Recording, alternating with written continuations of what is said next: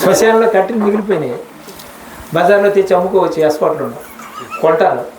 శవాన్ని తీసుకురా కర్రచ్చి కొడతారు. అంటే కట్టెలు కొన్న విలువ కూడా ఈ కట్టెకి లేదు. మన ప్రజ్ఞ అంతవరకు స్వామి ఇందులో ఉన్నంత వరకే. కానీ మన స్వామి స్వామిని కాశీ వెళ్తాను, రామేశ్వరం వెళ్తాను, తిరుపతి వెళ్తాను. సేవ అట వీడు సేవ చేసుకోలేదు కానీ తిరుపతి సేవ చేస్తాడు. ఆ గదిలో నేసి ముక్కుపోయి ఉంటాడు దేవుడు. ఉన్నది ఒకటే సత్యమురా, అది ఎన్నటికీ నశింపదు. ఉన్నది కన్నది కలచేదంత సున్నా చుట్టుకి చూడండి. సున్నా చుడితే అది చూస్తాడు, తెలుస్తుంది. నేనని వ్యవహరించు పూని కర్మంలో చేరుతున్నాను. నేను అంటే ఎవరు? నేను అంటున్నావు. నేను అంటే మేనుతో సంబంధం పడుతున్నావు. ఆ మేనుతో సంబంధం పడి దీనికి జాతి, మతము, కులభేదం, వయోభేదం, లింగభేదం, స్త్రీ పురుషులని, చిన్న పెద్ద అని ఇవన్నీ కూడా అంటగట్టుకుంటున్నాం. ఇదంతా ద్వైత బుద్ధి. ద్వైత బుద్ధి అంటే అజ్ఞానం. కానీ అలా అజ్ఞానం ఉంటే కానీ ఈ సృష్టి నడవదు. నువ్వు సృష్టి నడవాలంటే అజ్ఞానంతో చేయాలి. నువ్వంతా నేనంతా నన్ను అలా చేయాలి. జాతులు, మతాలు, కులాలు, భేదాలు అన్నీ పెట్టుకుంటారు. అందుచేత ఏంటంటే ఇదంతా కూడా ఒక సర్కిల్, విష సర్కిల్ అంటారు దీన్ని. మహర్షులు ఏమన్నారు? విష సర్కిల్. మన లోపల ఆడుతున్నటువంటి శ్వాస గురించి ఎవరో ఆలోచించడం లేదు. ఇప్పుడు ఆస్మా ఉన్న పేషెంట్ ఏమవుతాడు? ఆయాస పడిపోతాడు. అది తగ్గిన తర్వాత ఈజీగా ఉంటాడు. తగ్గకపోతే అలాగే మనలో కూడా వాత పిత్త కఫాలు ప్రకోపించేటప్పుడు ఇబ్బందికి గురైపోతాం. వాతము, పిత్తము, కఫము, ఇంకా పోతే కొలెస్ట్రాల్, కొవ్వు ఇవన్నీ చేరుతాయి. చేరినందువల్ల ఏమవుతుంది? శరీర ఆరోగ్యం పాడైపోతుంది. ఇవి సమపాలలో ఉండేటప్పుడు మన ఆరోగ్యం బాగుంటుంది. సమపాలలో ఎప్పుడు ఉంటాయి? మన శరీరంలో అగ్ని పెరగాల.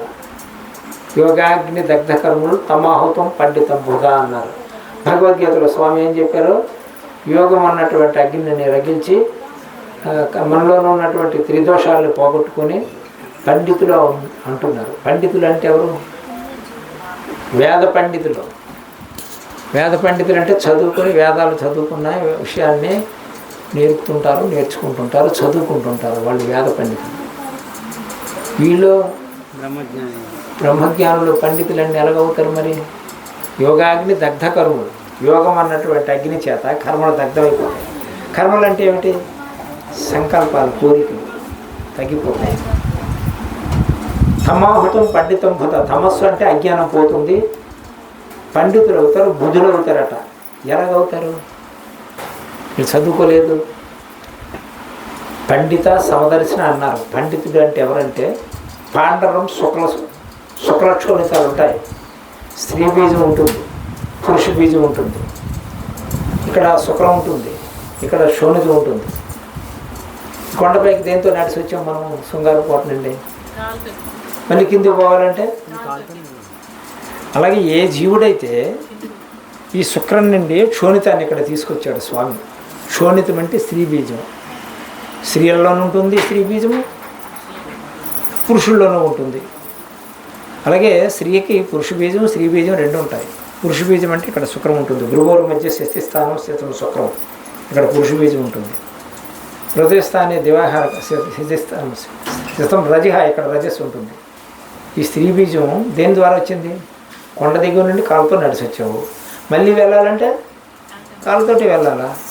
ఏ జీవుడైతే కిందికి వచ్చాడో ఆ జీవుడినే ఉల్టా చేసి ఊర్ధ్వానికి తిప్పి ఈ శోణితాన్ని తీసుకెళ్ళి, స్త్రీ బీజాన్ని తీసుకెళ్ళి పురుష బీజంలో ఐక్యం చెయ్యాలి. పాండరం శుక్లమిచ్చాహు. వాడి పండిత సమదర్శనం అన్నారు పురుషులు. ఈ అర్థం ఎవరికి తెలుస్తుంది? అది తెలియాలని అంటే సాధన చేయాలి కదా. తెలిస్తే సాధన చేయకుండా కలుస్తే ఏటది? కలవు. దేని ద్వారా వచ్చింది? ఇక్కడ శోణితం జీవశక్తి ద్వారా వచ్చింది. మరలా తీసుకెళ్ళాలంటే మళ్ళీ జీవశక్తి ద్వారా ఉల్టా చేయాలి. అదే ప్రాణ ఆయామము, అదే గీతాధ్యయనము. గీత అంటే స్వరము అని అర్థం. ఆదిలో శబ్దం ఉండెను, ఆ శబ్దము దేవుని యందు ఉండెను,